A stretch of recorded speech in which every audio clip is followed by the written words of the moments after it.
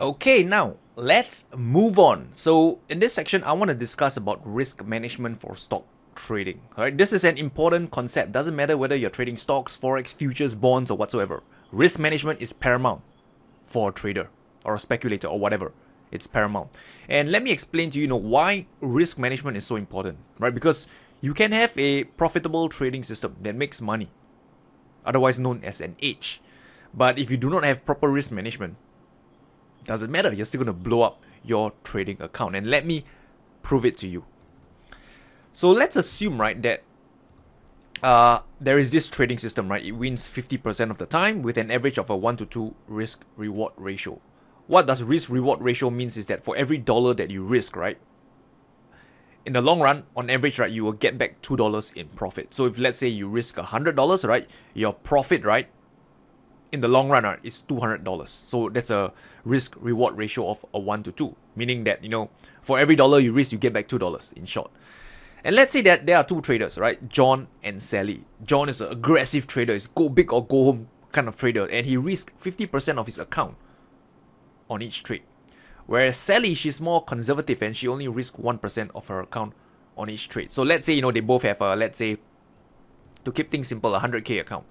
So what this means is that John, right, whenever he put on a trade, right, he would put 50% of this amount, which is $50,000, at risk for each trade. Means if the trade hits his stop loss, he's down $50,000.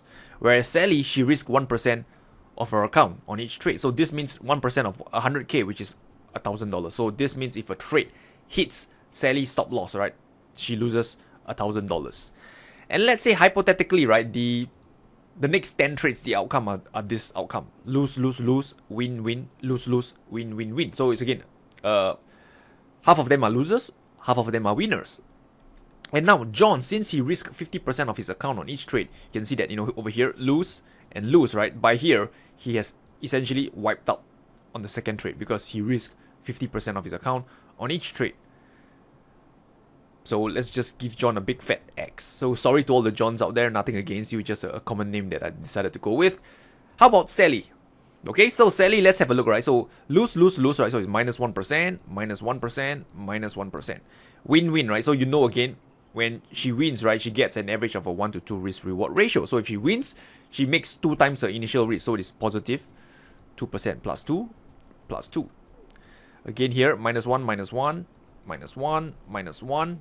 Then win, win, win, right? So let's do it here. Plus 2, plus 2, plus 2. So as for Sally, right, what is the net outcome for her? What's the net profit that she made?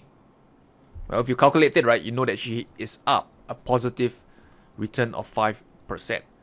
And compare that with John, who blew up his trading account, you can see that clearly, right, having a profitable trading system is not the only part of the equation. You still must take into account your risk management, because as I've just shared with you, a profitable trading system without proper risk management will still cause you to lose in the long run. So risk management is paramount.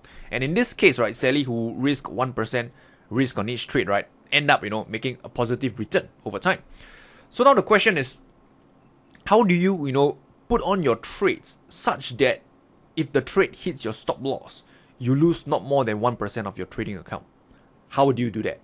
Okay, so I'm going to show you how to do it. It's very simple. This is a spreadsheet that I developed myself. You can just Google stock trading position sizing calculator and you probably can find something similar. So what you'll do is that, again, most of these calculators perform in the same way. You just put in what is your capital. So let's assume with 100K. Okay, and your risk is 1%. Okay, let's say you want to buy a stock and you will identify what is the entry price that you're going to buy the stock. At what price will you buy? So let's say we keep things simple. You buy it at $100. And let's say at the stop, right, your stop loss, right, for the trade is at $80. So what this will do is that you will see that this value over here is the risk dollar. This simply is a function of this 1% the 1% of 100,000. This gives you $1,000 over here. How about the number of shares? There is 50. How do you get this value of 50? Again, very simple. You just take this $1,000, divide by $20. Why $20? Because that's the difference between your buy price and your stop loss level. Right? I repeat, right?